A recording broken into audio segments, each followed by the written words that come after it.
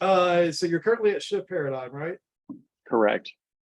Cool. Tell us a little bit about Shift Paradigm, what you guys do over there, as well as what you're specifically doing.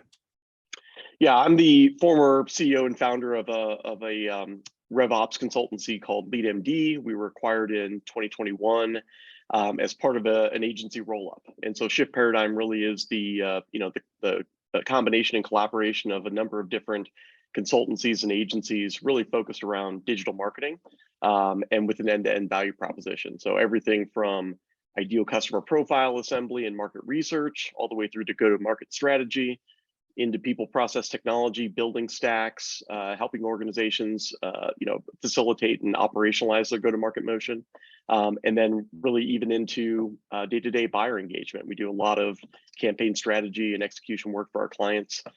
I run the go-to-market side of the house, so everything sales, marketing, partnerships ultimately rolls up to me, and we serve really considered purchase buyers. So used to be heavy in B2B, and that's certainly still one of our specialties, but also B2B, B2C considered purchase, anyone that really has an educational sales cycle and is looking to engage the buyer throughout that process.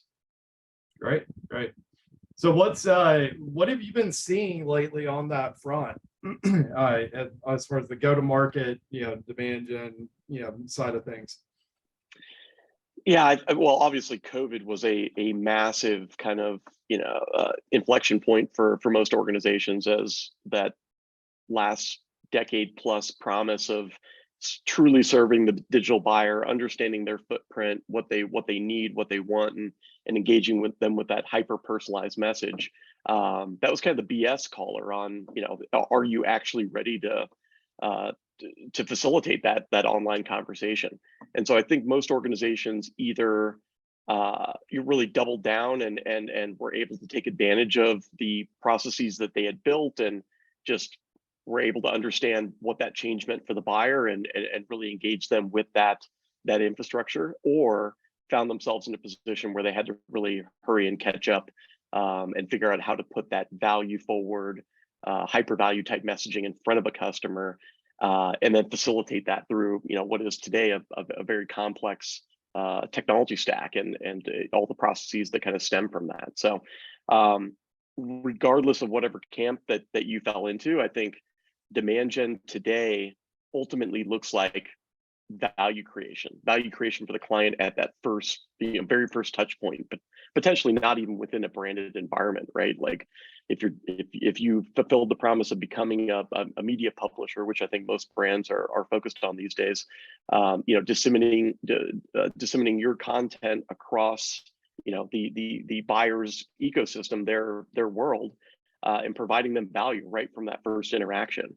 I think one of the biggest kind of fallacies about demand gen historically, if you look at how we've run those processes, it was largely about kind of, I hate to say trickery, but like that we're gonna do whatever we can to pull the buyer into this conversation, and that conversation is going to be the start of that sales process.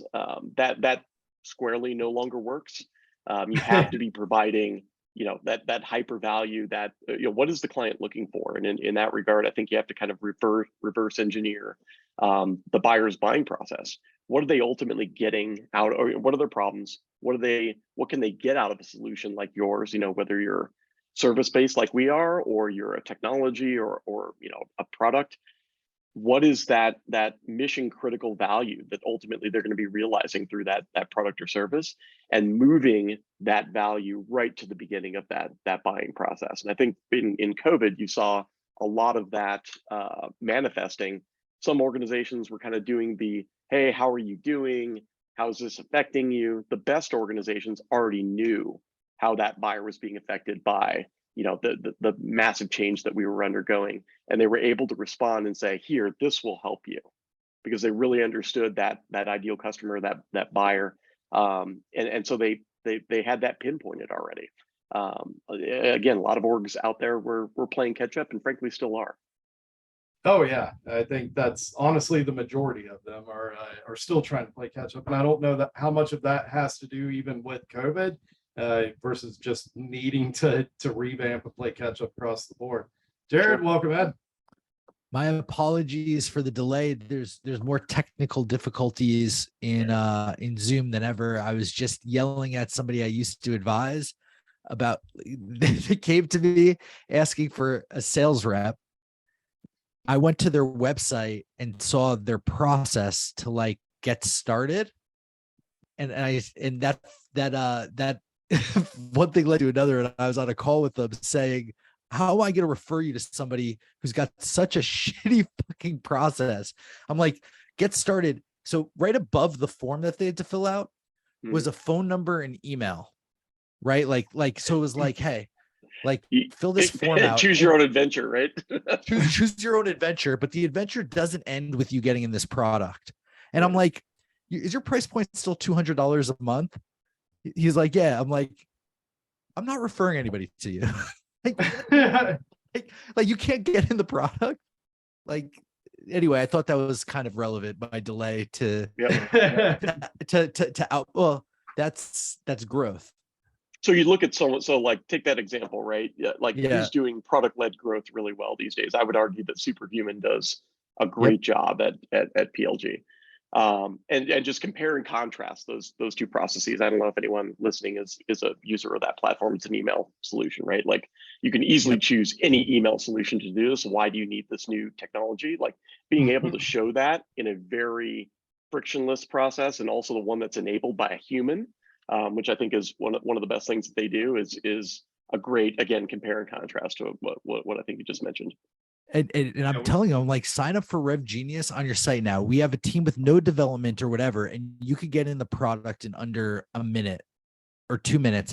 And the only reason why that extra minute is because we actually want the member data. Like we intentionally have a little bit of a buy-in because we want to bring the right person in that's going to be more engaged and more active. Can we do it quicker? Absolutely. We could just ask for the email.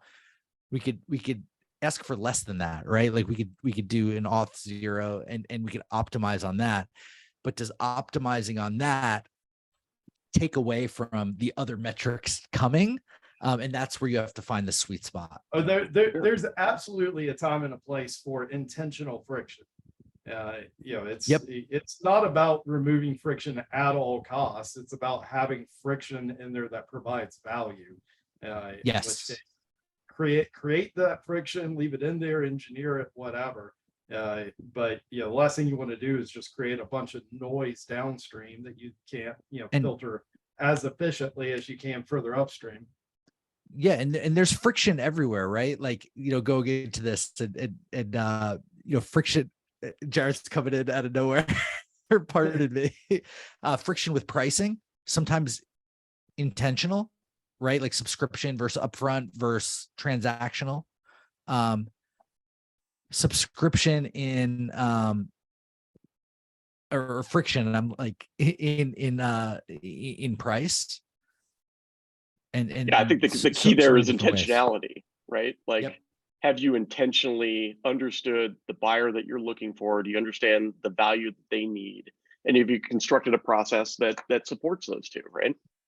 Yep, 100%.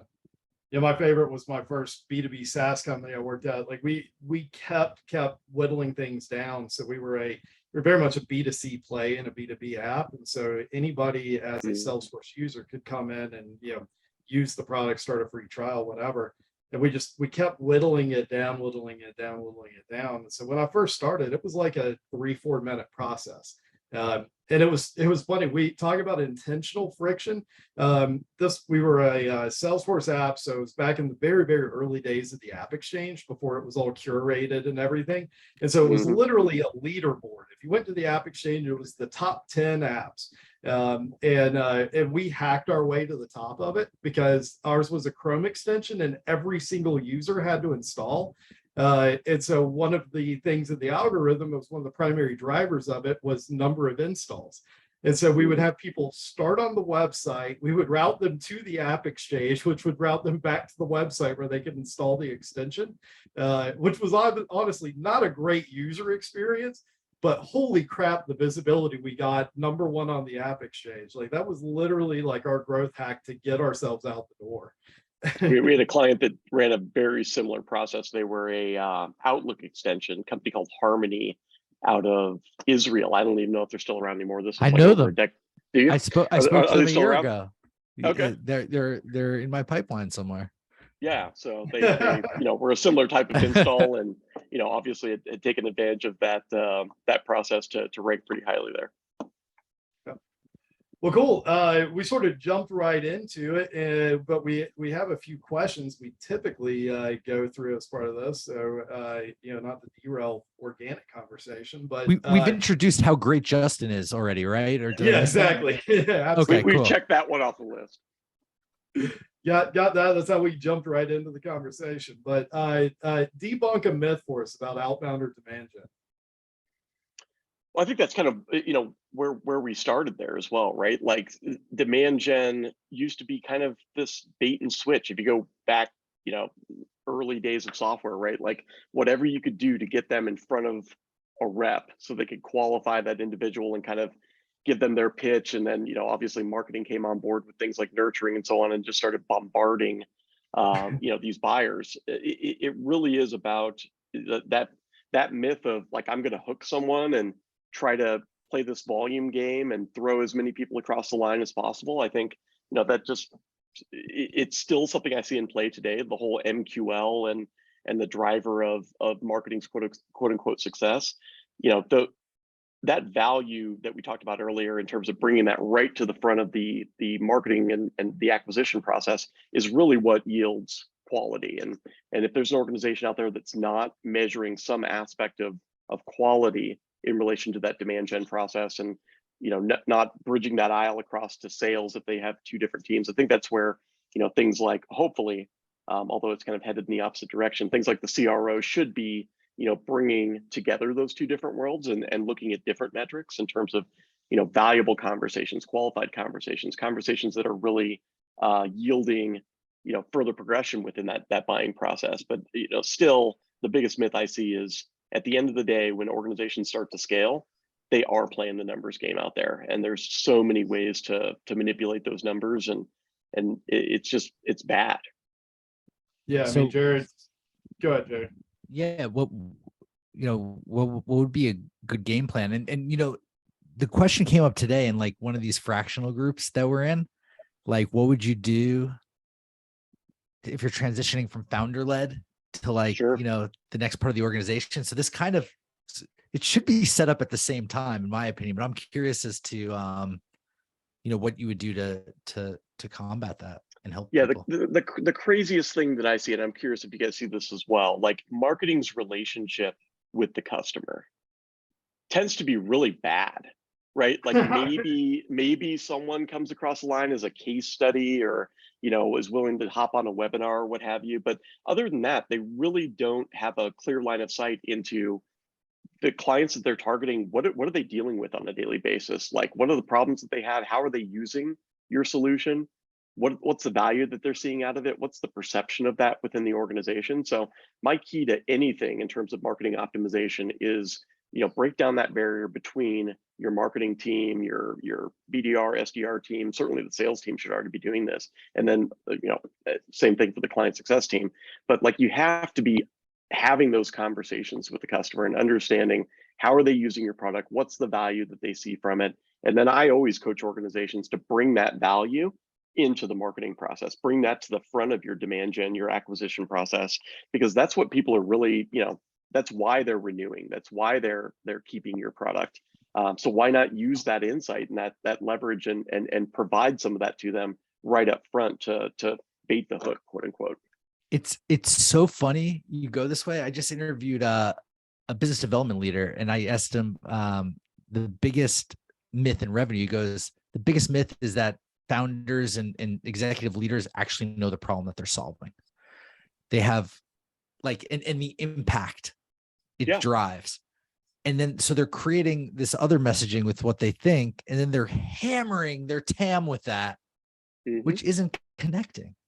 And no matter how well you've done or think that you've done in terms of messaging, in terms of like understanding the buyer and developing that TAM and that ICP, I guarantee if you talk to your entire client portfolio, they have a different perception of you.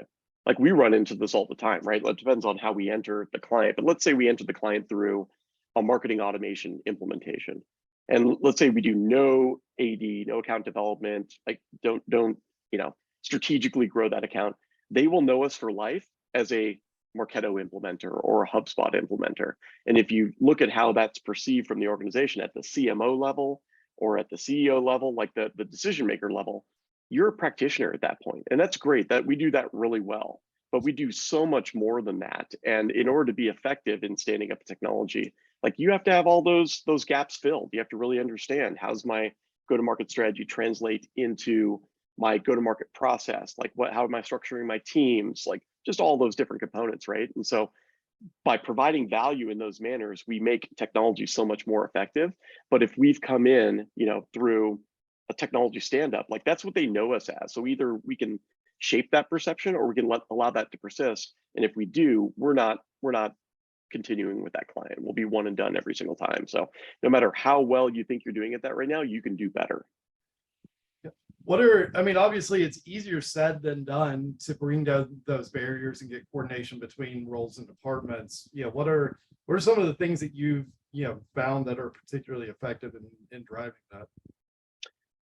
So take those conversations that you're having with the buyer, right? Like the thing I find most interesting, and this translates really well to software because I think they do a terrible job at this, is measuring.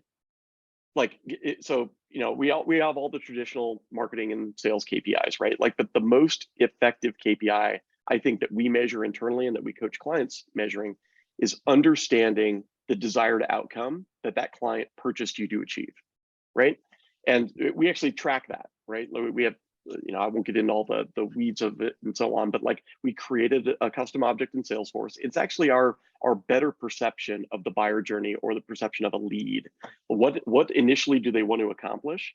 And then what are the deliverables necessary to make that happen? What is the result going to be? What's the KPI that we can measure at the end of the day? And that kind of becomes the foundation for everything that we do. So, after you have those conversations and you get a better understanding of your buyer and who they are and what they want to do, track that and keep that, relevant and frictionless between each one of those handoffs. I think the worst thing software companies do right now is, maybe they're doing a great job in sales and marketing, but they have a terrible handoff to customer success. Like you essentially get resold at that. All right, what do you want to do with this technology, right? Like I already told 3 people what I want to do with this technology. I told them what I have to have done in what period of time. And now you're essentially going through that process again. And it often gets weeded down or boiled down into usage metrics, right? Like how many users do they have? Are they logging in regularly? Like kind of that, I hate to say it, but that kind of gain side approach, or at least a superficial gain side approach, right? Like if you go deeper into that and really understand, hey, how does someone need to be using this to accomplish that mission critical goal so that you don't get cut come budget season, so that COVID doesn't hit and you immediately get that cancellation email? Like that's what you should be bringing up and surfacing as a critical KPI within your org. Truly serving the digital buyer. Am I echoing a little bit? Yeah, no, I think that's the key, is having an agreed upon metric, whether you call that a North Star or a KPI, whatever, that carries over across those different departments and roles. It's really hard to get alignment if you don't have agreement on what the goal is. And so, at our trying to do that, I mean, we dealt with that. Or have a goal that's important enough, right? Right. If we're not measuring something that fundamentally matters to that business, when they're getting together in that departmental meeting or a board meeting or whatever that forum is, if we don't understand what they're talking about in that forum, again, we're not providing true value. Yep. And then in particular, if you can find something that's a forward-facing metric, so that it's good, and it's certainly better than a lot do to have a metric in common that everybody's aiming for. But it's problematic whenever that's a rear-facing metric, because then you either exceed or you miss, and now you're having to go and try and recreate it and figure out, okay, why did we exceed or why did we miss? And at the end of the day, what you really want to have in the gold standard is something that's going to give you ahead of time an indicator of how that's going to play out, instead of waiting until afterwards. Yeah, and in that process, you have to be really careful who you're serving, right? Like you want to be serving your primary buyer. Like sometimes our primary buyer is a practitioner. It's a, marketing ops manager or marketing automation manager, something along those lines. And their goal might be doing something more efficiently or, cutting down the time it takes to get a campaign out the door. But you've got to be threading across that organization and understanding, all right, what's the CMO want to do? What's the VP of demand want to do? And serving those masters as well, because at the end of the day, efficiency is just a really bad metric to come into a board meeting with. Yeah. Awesome. Well, it's always good whenever your conversation leads into the next question. KPI is important to you. I think we covered that one. What are challenges? What are things that you're seeing that are keeping you up at night? Relative to this. Yeah, I think that I'll use a very recent challenge that keeps like noise is the very square answer to that question. Like everyone is trying to do all the things all the time, and where I see that becoming most detrimental and also kind of conflicting with it's events, right? Like, so we're finally getting back into in-person events, which is awesome because I think most of us are certainly ready to do so. But when we're kind of going into that with the same approach that we did before the pandemic, right? Like it's like we haven't learned anything from these like highly personalized, bespoke experiences. We're kind of just, hey, what's your booth? What activation do you want to pick off the list to bring people to that booth? And so we just dealt with this with SaaStr, which is a great show, which I think has scaled really well in terms of quality of content and so on. But the optionality in terms of what you want to do there, like I don't want to just serve coffee. I don't want to have some juggler out in front, right? Like I want to do something that is going to be, again, providing value to the buyer that I want to bring into my area. So, that noise is just really hard to cut through when you've got, firewalkers and jugglers and so on, and you want to do something that's truly different. And you've also got kind of the event folks and the event coordinators and so on kind of saying no fit within that box. So I think it's harder than ever to stand out. And, as a marketer, hopefully folks are love the creative process and love coming up with ideas to do so. But the different barriers that kind of exist there is certainly something that worries me and is one of the primary things that I try to push down to my team. Like, what are we doing differently here? How are we pushing the envelope? And how are we really standing out with the folks that we want to serve? Now, I'm curious. Oh, go on. Go ahead. I was going to say there's noise in everything, right? Mm-hmm. Like to be a marketer today, you need to have a LinkedIn account and post every day, for instance. Sure. And frankly, to the credit of a lot of them, they're doing a better job from like driving metrics and like good metrics than some traditional marketers. When you have these other noise channels and all around, like it's I think it emanates with a good thing that it's easier to get started to do anything now than ever. It's ever barriers been. are extremely low. Like the barriers are low. You want a course, get a Gumroad. You don't have money to pay for a Gumroad. Great. They have a freemium. Not a problem. like you don't know how to do that. There's a community of people that'll volunteer to help you set up your Gumroad for free. The barriers are lower than they've ever been. How do you get past that? Yeah, I think you're right. The barriers are lower than they've ever been, but at the same time, there's like 50 foot of crap that all looks the same. And I think the people that are effectively break out of that mold are the folks that are, frankly, it's not a sexy answer, but they're willing to do a little bit more. They're willing to give away what the next person isn't, or they're willing to like I think Jason Lemkin does a great job on LinkedIn, right?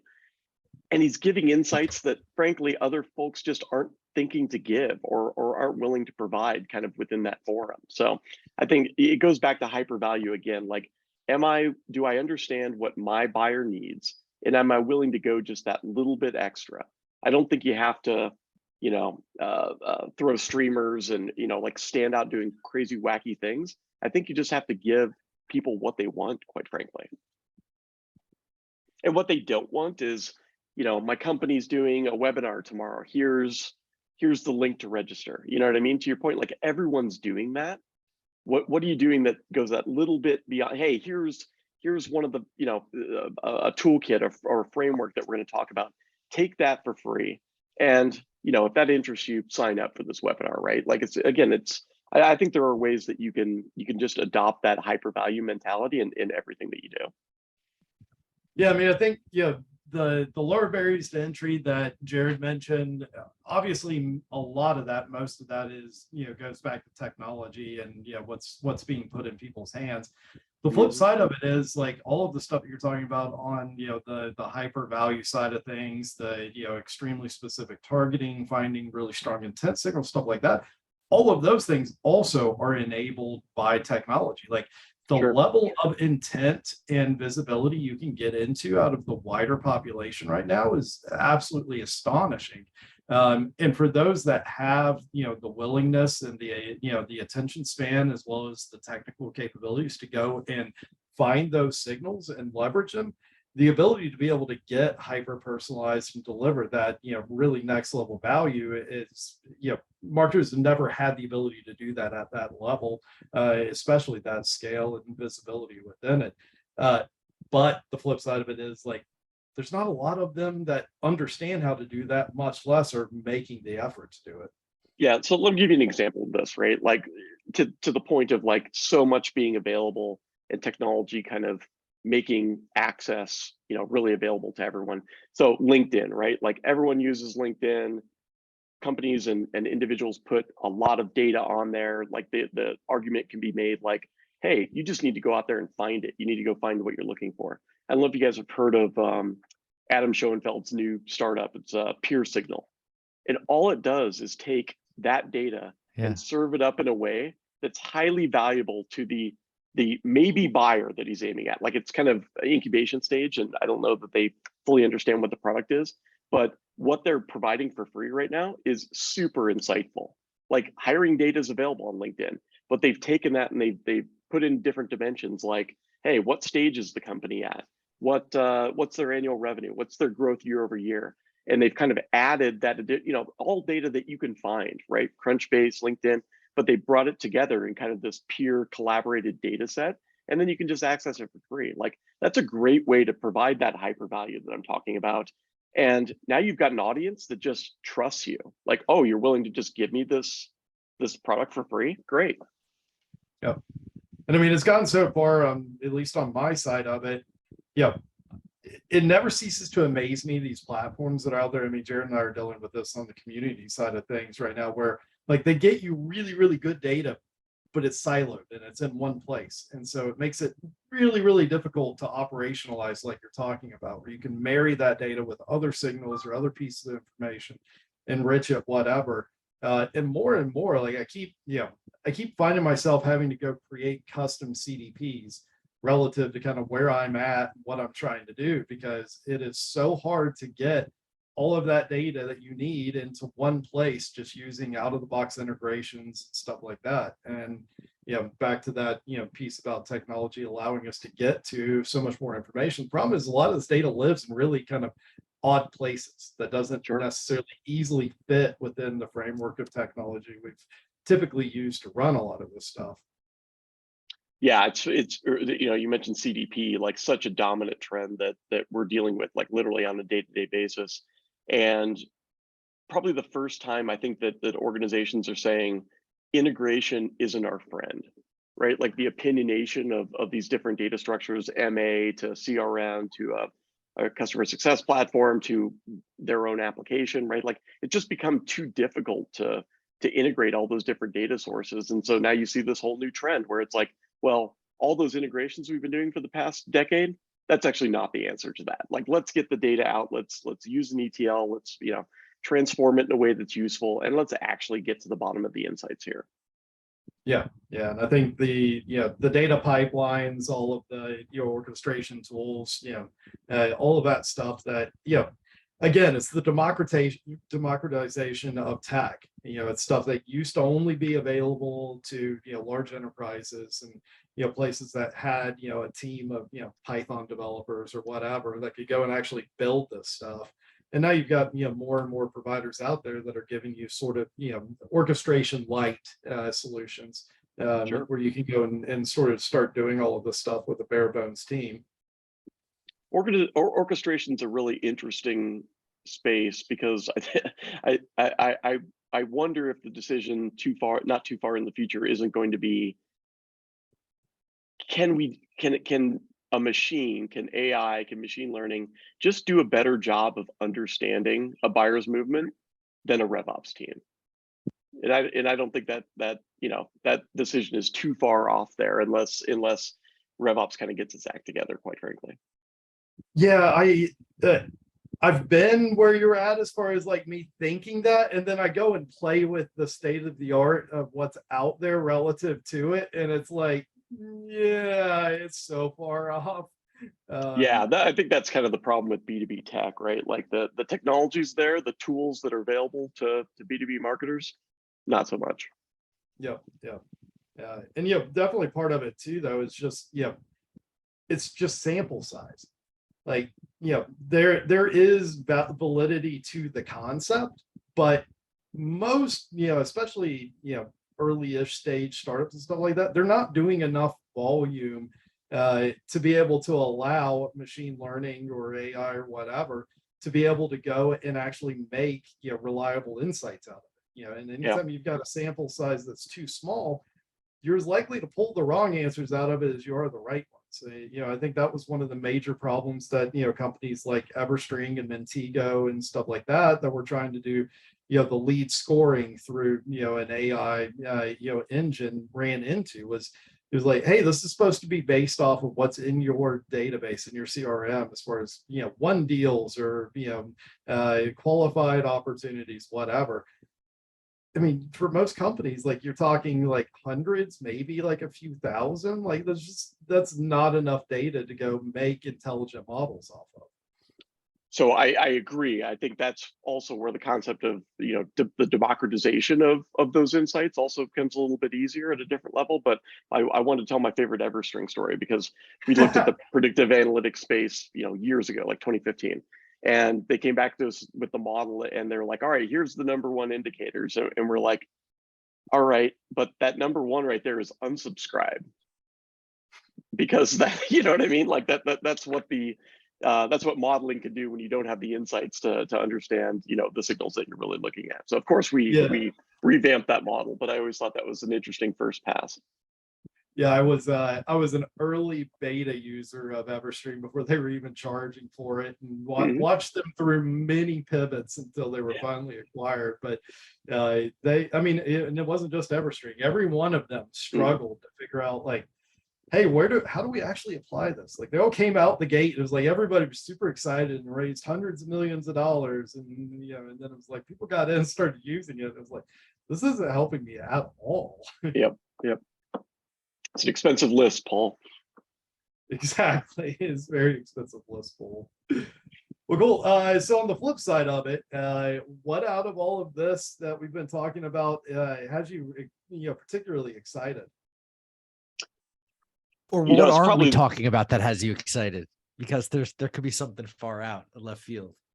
Yeah, I mean, the pace of tech is always exciting to me, right? But what's probably most exciting to me is I hope that the next generation of kind of software tools is being developed and is kind of waiting in the wings, because everything that used to be so innovative and so on a decade ago has been acquired, and we all know what happens as a result of those situations. So I think there's a lot of great opportunity out there, and I think what we've learned about how buyers behave is kind of shaking off those old straight line kind of buyer journeys that everyone had in their mind that we thought we were going to facilitate, and we're going to move people from these nice little nodes.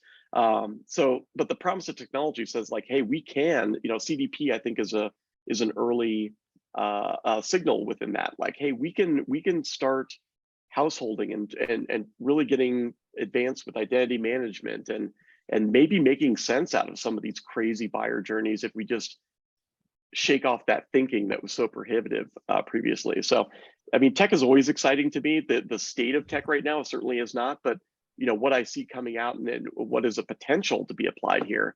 I hope someone's working on the next cool thing out there, because we desperately need it.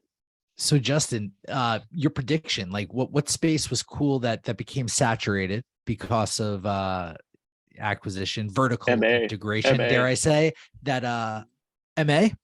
Yeah, totally. I think marketing, if you talk to a marketer 10 years ago, marketing automation was just like, wow, holy, like I first saw it in 2007, right? And I was like, this is what I've been waiting on. And now that's not the case, right? So you're talking like MA products, like deal room? No, like Marketo, like HubSpot, Oh, right? okay. Like yeah. No, but I'm saying what's going to be next? Like what category? I mean, if you had this answer, like what category needs to be created? To answer all the questions. I mean, if I had that answer, I'd be creating the category right now as well. But it's not exactly easy to create a category, but yeah. Totally. I mean, like, I think that the most interesting concept is the one that, buyers are not different when they're at work, when they're at home. And you really need to kind of understand this massive amount of data that folks are providing online. So like, I like the concepts behind things like CDP as as an early kind of stutter step into that space.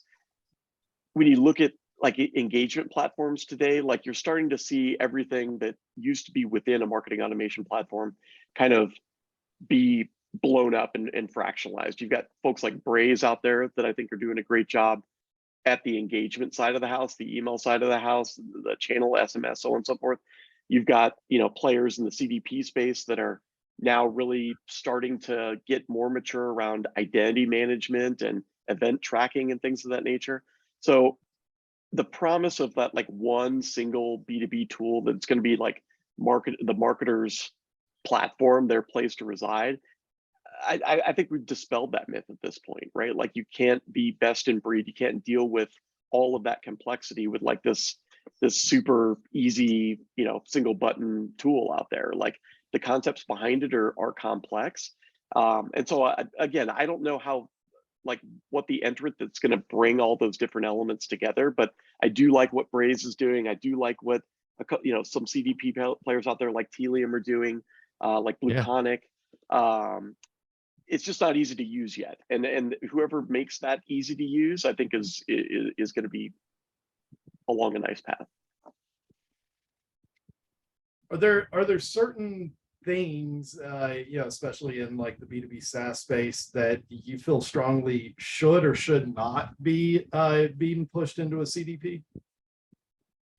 Well, right now I don't even know what a CDP is. Right? Like there's just that is absolutely fair. Everybody has their own definition of that. Yeah, I mean, I think that the promise of CDP is being able to track every digital footprint that the buyer provides to us, transform that in a way that allows us to leverage it for future communications, right? Like that's not where CDP is at right now. To the point there, like everyone's got a CDP for marketing, a CDP for sales, an organizational CDP. The concept behind it, I think, is really powerful. How that's entered the market is just in those early beginning stages. But I love that concept of truly being able to get our arms around both the digital and the offline footprint, and then bring that together in a way that really fosters intelligence for that, within that buyer, and how we should create that conversation. From a technology standpoint, we're not there yet. I think it raises an interesting point, though. Like I think everybody wants, and at least to some degree, maybe even needs, like that easy button. But the easy button's also how we sort of got where we are right now, where everybody kept pushing the same button, and now it's blown up in everybody's faces. But at the end of the day, like the tools and stuff like that, whether it's marketing automation platforms, sequencing tools, whatever, like the misuse of them was not necessarily the way that had to play out. But I think it's one of the problems that we run into with tech, and what it enables us to do is that the bulk of people that it winds up in their hands of have no idea what they should be doing with it. And so then like it gets misused, it, you know, it blows up in everybody's faces. And we all have to deal with the consequences of it at a bare minimum. Like they don't get internally the value out of it that they should. And I think that's for me, like that's probably one of the biggest challenges that we face, which is how do we level people up and get them to a level of sophistication that they can actually effectively leverage these tools, and stop using them as an easy button. Well, that is the biggest problem in marketing today, and what could potentially, quote unquote, kill marketing is the fact that there is no degree, there is no certification, there is no minimum, viable skill set that we can stamp on someone and say, all right, they're ready to use these tools. The biggest, I put a post up the other day, like the biggest byproduct of technology has not been software, it's been skill set. And the way that folks have captured that skill set is largely on the job. So now you've got, a very narrow understanding of how to use that technology within a certain environment, and that's not scalable. Like how do you judge the pedigree of a marketer these days? Really only by the logo that they worked for previously. Oh, you did a great job over at Google or Snowflake, any like high performing organization, so I'm going to hire you, you must be good. There's just nothing that we can look at to understand that someone truly knows all those facets of marketing, all those facets of technology, and can bring them together in a best in class, best practice manner.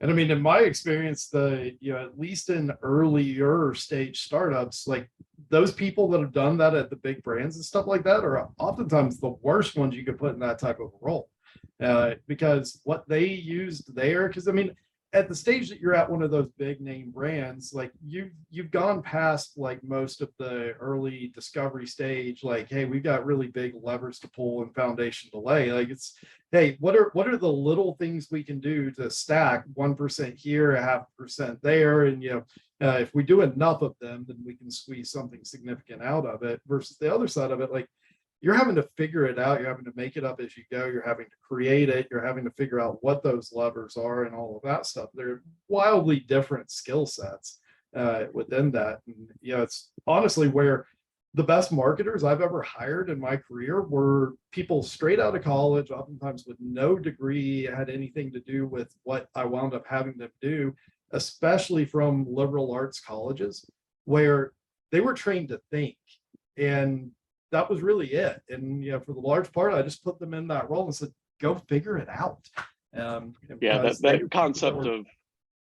That concept of environmental fit. I actually ran a skunkworks project with one of my data scientists around this, like great, super smart dude.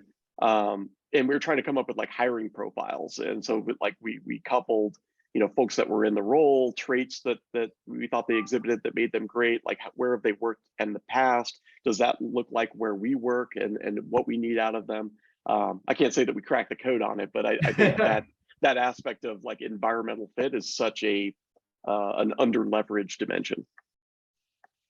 Yeah, I mean the people I've had in those roles that were super successful, it was like, hey, I was a communications major, or hey, I was doing English, or whatever, like history major, nothing at all to do with it. Like, hey, come do this. And that figure it out. Yeah, that figure it out quotient is so critical. Yeah, I tell people all the time, it's like, I'll take somebody who is intellectually curious and a hustler over somebody that's got many years experience in a specific role or specific training any day. Like sure. I can train up the technical pieces of it. I have been wildly unsuccessful trying to train intellectual curiosity and hustle with people. It's hard for both of them, because sometimes that hustle alone will run through a brick wall without thinking about why. Right. Yeah, that combination can be a unique when you go try and find that's a space that needs to be disrupted, quite frankly, is that entire talent hiring skill set evaluation type area. Well, I mean, the funniest part, I do a lot of reading and research into